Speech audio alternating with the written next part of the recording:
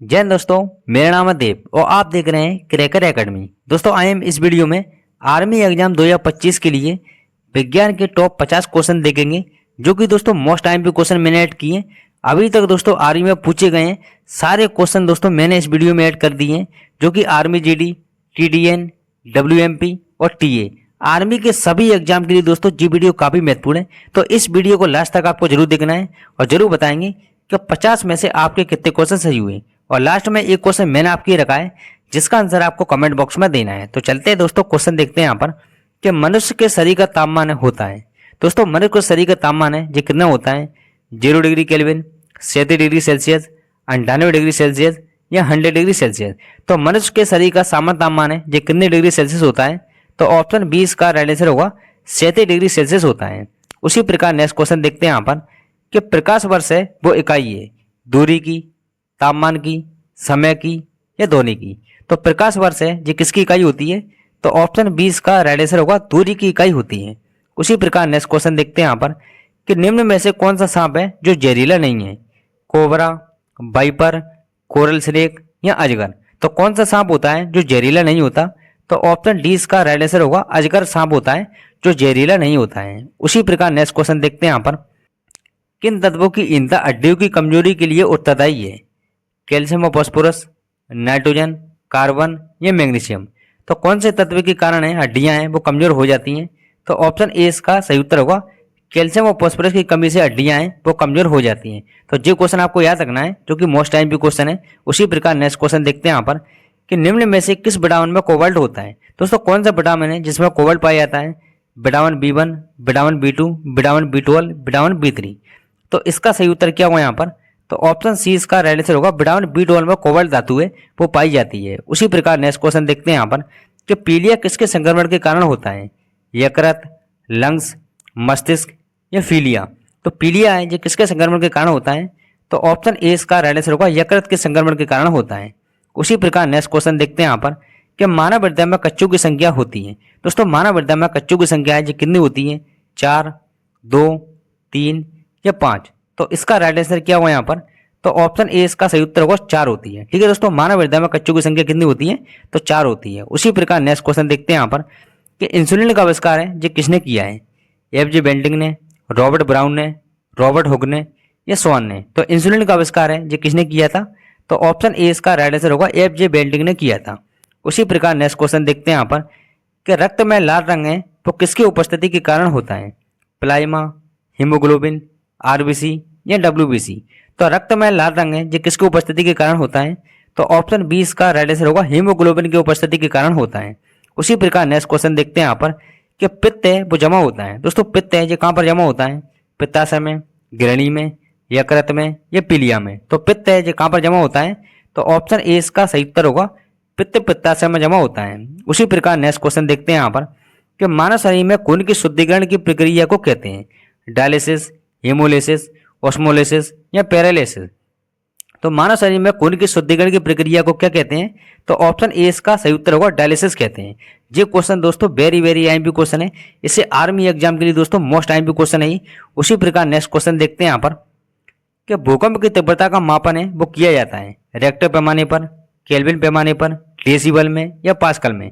तो भूकंप की तीव्रता का मापन है वो किसमें किया जाता है? तो ऑप्शन ए इसका सही उत्तर होगा रिएक्टर पैमाने पर किया जाता है।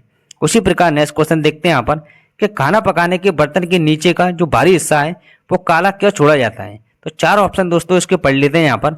उसे रोज साफ करना मुश्किल होता है, काली सतह ऊष्मा की सुचालक होती है, काली सतह ऊष्मा की कुचालक होती है, काली सतह ऊष्मा की अच्छी अवशोषक होती है। ये क्वेश्चन दोस्तों वेरी वेरी आईएमपी क्वेश्चन है, तो इसका सही उत्तर करेंगे यहाँ पर। तो इसका राइट आंसर क्या होगा यहाँ पर? तो ऑप्शन डी इसका राइट आंसर होगा काली सतह ऊष्मा की अच्छी अवशोषक होती है, इसलिए खाना पकाने के बर्तन के नीचे का भारी हिस्सा है वो काला छोड़ा जाता है। उसी प्रकार नेक्स्ट क्वेश्चन देखते हैं यहाँ पर कि दूरदृष्टि निवारण के लिए काम में लेते हैं? अवतल लेंस, उत्तल दर्पण या अवतल दर्पण। तो दूरदृष्टि निवारण के लिए काम में कौन सा लेंस का उपयोग किया जाता है? तो ऑप्शन बी इसका राइट आंसर होगा उत्तल लेंस का उपयोग किया जाता है। इसको आप सही कर लेना यहाँ पर। उसी प्रकार नेक्स्ट क्वेश्चन देखते हैं यहाँ पर एक दांत चिकित्सक द्वारा रोगी के दांतों की जांच के लिए प्रयुक्त होने वाला दर्पण है? अवतल दर्पण, उत्तल दर्पण, समतल दर्पण या बेलनाकार दर्पण। तो एक दांत चिकित्सक द्वारा किस दर्पण का उपयोग है वो किया जाता है? तो ऑप्शन ए इसका राइट आंसर होगा अवतल दर्पण का उपयोग है वो किया जाता है। उसी प्रकार नेक्स्ट क्वेश्चन देखते हैं यहाँ पर कि पानी में डूबी एक छड़ी है वो किस संवृत्ति के कारण है मुड़ी हुई प्रतीत होती है? प्रकाश का विवर्तन, प्रकाश का परावर्तन, प्रकाश का अपवर्तन या प्रकाश का प्रकीर्णन। तो पानी में डूबी हुई छड़ी है वो किस संवृत्ति के कारण मुड़ी हुई दिखाई देती है? तो ऑप्शन सी इसका सही उत्तर होगा प्रकाश के अपवर्तन के कारण मुड़ी हुई दिखाई देती है। उसी प्रकार नेक्स्ट क्वेश्चन देखते हैं यहाँ पर कि निम्न में से अस्थायी कण है। दोस्तों निम्न में से अस्थायी कण है ये क्या है? प्रोटॉन, न्यूट्रॉन, इलेक्ट्रॉन या अल्फा कण। तो निम्न में से अस्थायी कण है जो कौन सा है? तो ऑप्शन 20 का राइट आंसर होगा न्यूट्रॉन है। ठीक है दोस्तों, न्यूट्रॉन एकमात्र अस्थायी कण है। और जो क्वेश्चन दोस्तों इतना ही आता है और रेलवे, अग्निवीर और एएलपी में दोस्तों बार बार एग्जाम में क्वेश्चन पूछा गया है, तो इसे आप करेंगे नोट डाउन। और चलते हैं नेक्स्ट क्वेश्चन देखते हैं यहाँ पर कि डॉपलर प्रभाव संबंधित है जनसंख्या से, ध्वनि से, मनोविज्ञान से या मुद्रा प्रचलन से। तो डॉपलर प्रभाव है ये किससे संबंधित है? तो ऑप्शन 20 का राइट आंसर होगा ध्वनि से संबंधित है। उसी प्रकार नेक्स्ट क्वेश्चन देखते हैं यहाँ पर निम्न में से कौन सा अर्धचालक है? दोस्तों 4 ऑप्शन अपने पास दिए, तो आपको बताना है निम्न में से कौन सा अर्धचालक है? सोना, जर्मेनियम, सीसा या एल्यूमिनियम। तो इसका राइट आंसर क्या होगा यहाँ पर? तो ऑप्शन 20 का सही उत्तर होगा कौन सा? जर्मेनियम है। और एक और होता है दोस्तों, कौन सा होता है? सिलिकॉन। तो जी भी आपको याद रखना है, जर्मेनियम और सिलिकॉन क्या है? तो ये अर्धचालक है। उसी प्रकार नेक्स्ट क्वेश्चन देखते हैं यहाँ पर कि आकाश किसके कारण नीला दिखाई देता है? प्रकीर्णन, विवर्तन, परावर्तन या अपवर्तन। तो आकाश का नीला होना ये किसके कारण होता है? तो ऑप्शन ए इसका राइट आंसर होगा प्रकीर्णन के कारण होता है। उसी प्रकार नेक्स्ट क्वेश्चन देखते हैं यहाँ पर कि लोहे पर जंग लगने की प्रक्रिया है वो क्या कहलाती है? द्रव्यमान, अवशोषण, ऑक्सीकरण या अपकरण। तो लोहे पर जंग लगने की क्रिया है ये क्या कहलाती है? तो ऑप्शन सी इसका सही उत्तर होगा ऑक्सीकरण कहलाती है। और लोहे पर जंग लगने से लोहे का भार है वो बढ़ जाता है। तो ये भी आपको याद रखना है, ये भी क्वेश्चन एग्जाम में पूछा जाता है कि लोहे पर जंग लगने से लोहे का भार है वो बढ़ता है, घटता है, तो क्या होता है? बढ़ जाता है।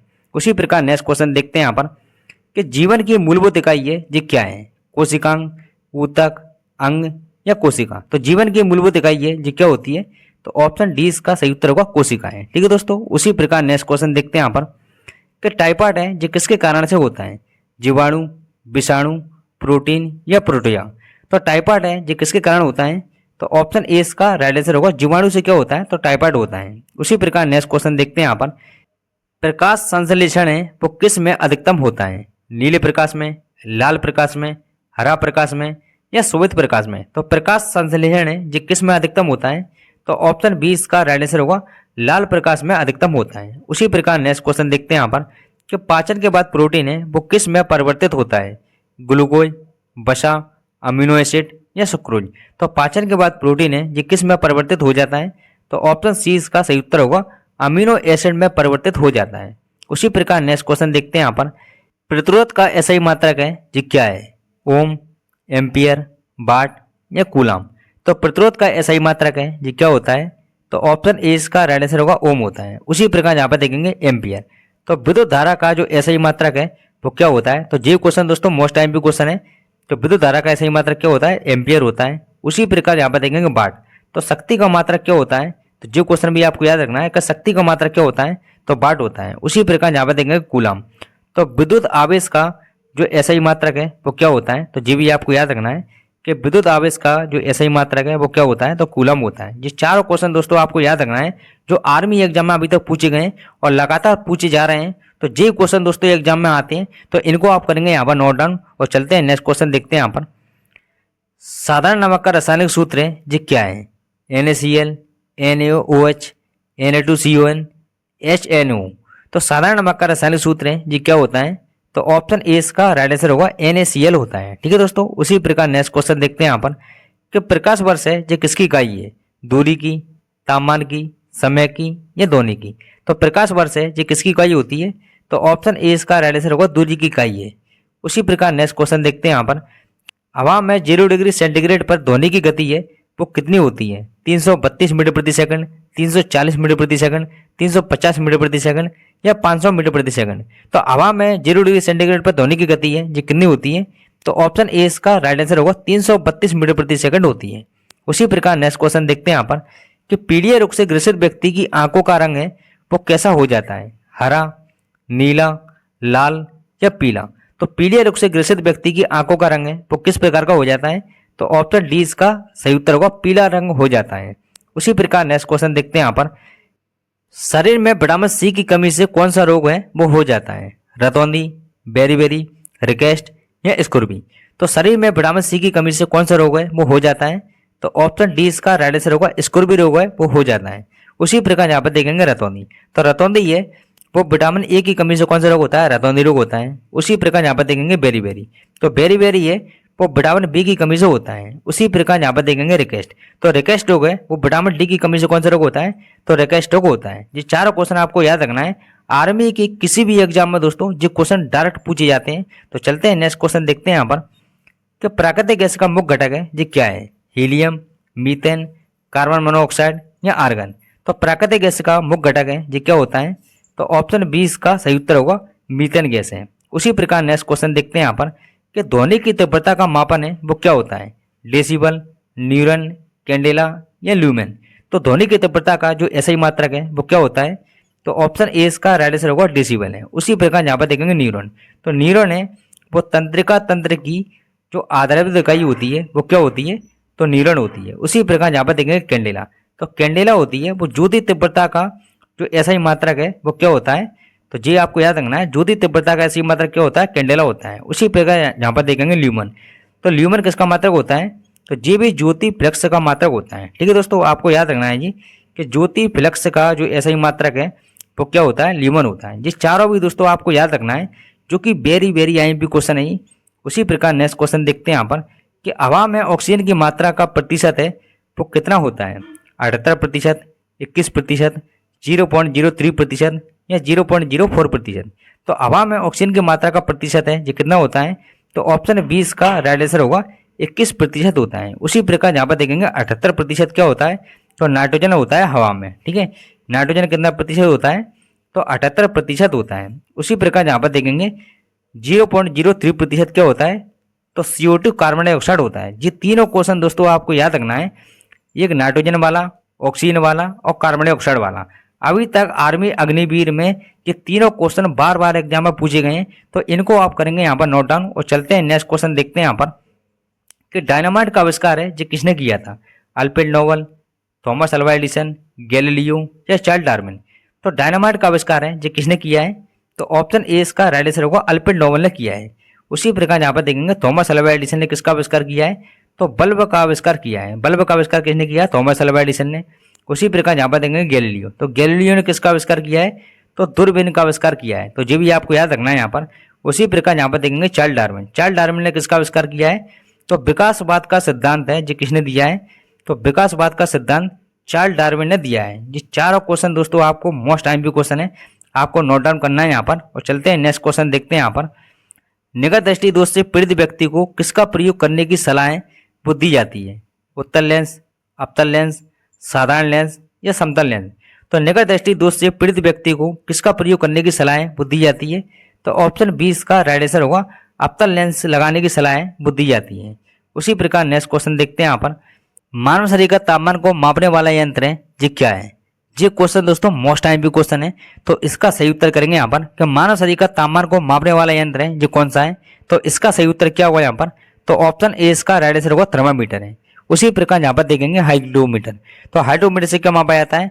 तो जल का घनत्व मापा जाता है। तो जो क्वेश्चन भी आपको याद रखना है कि हाइड्रोमीटर से जल का घनत्व है वो मापा जाता है। उसी प्रकार यहाँ पर देखेंगे हाइग्रोमीटर, तो हाइग्रोमीटर से क्या मापा जाता है? तो अपेक्षित आर्द्रता है वो मापी जाती है। ठीक है दोस्तों, आपको याद रखना है कि अपेक्षित आर्द्रता है जो किससे मापी जाती है? तो हाइग्रोमीटर से मापी जाती है। उसी प्रकार यहाँ पर देखेंगे पायरोमीटर, तो पायरोमीटर से क्या मापा जाता है? तो उच्च ताप है वो मापा जाता है।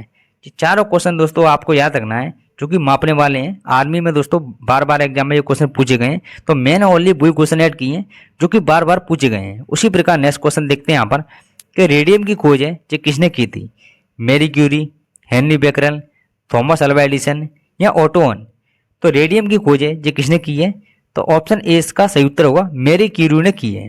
उसी प्रकार नेक्स्ट क्वेश्चन देखते हैं यहाँ पर कि सल्फर डाइऑक्साइड का रासायनिक सूत्र है जो क्या है? एस, CO2, SO2 या COS। तो सल्फर डाइऑक्साइड का रासायनिक सूत्र है ये क्या है? तो ऑप्शन सी इसका राइट आंसर होगा, SO2 है। उसी प्रकार यहाँ पर देखेंगे CO2, तो CO2 किसका रासायनिक सूत्र होता है? तो कार्बन डाइऑक्साइड का रासायनिक सूत्र क्या होता है? तो जी भी आपको याद रखना, कार्बन डाइऑक्साइड का जो रासायनिक सूत्र क्या होता है? तो CO2 होता है। और S किसका होता है? तो सल्फर का जो रासायनिक सूत्र है वो क्या है, तो एस है। ठीक है दोस्तों, उसी प्रकार नेक्स्ट क्वेश्चन देखते हैं यहाँ पर कि बिजली के बल्ब में कौन सी गैस है वो भरी होती है, कार्बन डाइऑक्साइड, आर्गन, हीलियम या मीथेन। तो बिजली के बल्ब में कौन सी गैस है जो भरी होती है, तो ऑप्शन 20 का राइट आंसर होगा आर्गन गैस भरी होती है। कभी कभी आर्गन न देकर क्या दे देते हैं, तो नाइट्रोजन दे देते हैं। तो जी भी आपको याद रखना है। ठीक है दोस्तों, कि नाइट्रोजन या आर्गन, ये दोनों ऑप्शन में से आपको एक ऑप्शन आपको पेपर में मिलेगा, तो वो ही आपको क्लिक करना है। ठीक है, या आर्गन गैस भरी होती है या नाइट्रोजन गैस भरी होती है, ये दोनों गैस भरी होती है, लेकिन ऑप्शन में आपको एक ही मिलेगा जो आपको क्लिक करना है। उसी प्रकार नेक्स्ट क्वेश्चन देखते हैं यहाँ पर कि बायोगैस का मुख्य घटक है ये क्या है, मीथेन, ऑक्सीजन, नाइट्रोजन या हीलियम। तो बायोगैस का मुख्य घटक है ये क्या होता है, तो ऑप्शन ए इसका राइट आंसर होगा मीथेन गैस है। और मीथेन का सूत्र क्या होता है, तो CH4 होता है। ये भी आर्मी में दोस्तों पूछा गया है, तो मैंने इसलिए आपको जो बता दिया यहाँ पर। उसी प्रकार चलते हैं नेक्स्ट क्वेश्चन देखते हैं यहाँ पर कि पीतल है ये किसका मिश्रण है, कॉपर और जिंक का, कॉपर और सिल्वर का, कॉपर और निकल का या कॉपर और टिन का। तो पीतल है ये किसका मिश्रण होता है, तो ऑप्शन ए इसका राइट आंसर होगा कॉपर और जिंक का मिश्रण है। उसी प्रकार नेक्स्ट क्वेश्चन देखते हैं यहाँ पर कि संतरे में विटामिन प्रचुर मात्रा में पाया जाता है। तो संतरे में कौन सा विटामिन है जो प्रचुर मात्रा में पाया जाता है, vitamin C, vitamin D, vitamin E या विटामिन ए। तो संतरे में कौन सा विटामिन है जो प्रचुर मात्रा में पाया जाता है, तो ऑप्शन ए इसका सही उत्तर होगा विटामिन सी है जो प्रचुर मात्रा में पाया जाता है। उसी प्रकार नेक्स्ट क्वेश्चन देखते हैं यहाँ पर कि मेंडेलीव की आवर्त सारणी है जो किस पर आधारित है, परमाणु संख्या, परमाणु आयतन, परमाणु भार या इनमें से कोई नहीं। तो इसका राइट आंसर क्या होगा यहाँ पर, तो ऑप्शन सी इसका सही उत्तर होगा परमाणु भार पर आधारित है। उसी प्रकार यहाँ पर देखेंगे आधुनिक आवर्त सारणी। ठीक है दोस्तों, तो आधुनिक जो आवर्त सारणी होती है ये किस पर आधारित है, तो परमाणु संख्या पर आधारित है। और आधुनिक आवर्त सारणी है जो किसने दी थी, तो ये क्वेश्चन भी आपको याद रखना है कि आधुनिक आवर्त सारणी है जो किसने दी है, तो मोसले ने दी है। उसी प्रकार नेक्स्ट क्वेश्चन देखते हैं यहाँ पर कि लेड पेंसिल बनाने में प्रयुक्त होने वाला पदार्थ है जो कौन सा है, अभ्रक, ग्रेफाइट, कार्बन या कोयला। तो लेड पेंसिल है जो किससे बनाई जाती है, तो ऑप्शन 20 का राइट आंसर होगा ग्रेफाइट से बनाई जाती है। उसी प्रकार नेक्स्ट क्वेश्चन देखते हैं यहाँ पर मनुष्य के शरीर के किस अंग में रक्त है वो शुद्ध किया जाता है, हृदय, गुर्दे, फेफड़े या आंत। तो मनुष्य के शरीर में किस अंग में रक्त है वो शुद्ध किया जाता है, तो इसका सही उत्तर क्या होगा यहाँ पर, तो ऑप्शन 20 का राइट आंसर होगा किडनी या गुर्दे में रक्त है वो शुद्ध किया जाता है। उसी प्रकार नेक्स्ट क्वेश्चन देखते हैं यहाँ पर कि आकाशीय पिंडों को देखने के लिए कौन से यंत्र का प्रयोग है वो किया जाता है, टेलीस्कोप, माइक्रोस्कोप, पेरिस्कोप या बायोस्कोप। तो आकाशीय पिंडों को देखने के लिए कौन से यंत्र का प्रयोग है वो किया जाता है, तो ऑप्शन ए इसका राइट आंसर होगा टेलीस्कोप का उपयोग है वो किया जाता है। उसी प्रकार नेक्स्ट क्वेश्चन देखते हैं यहाँ पर कि कौन सी धातु है वो लोहे के साथ प्रयोग करने से स्टेनलेस स्टील बनता है, जर्मेनियम, क्रोमियम, टिन या तांबा।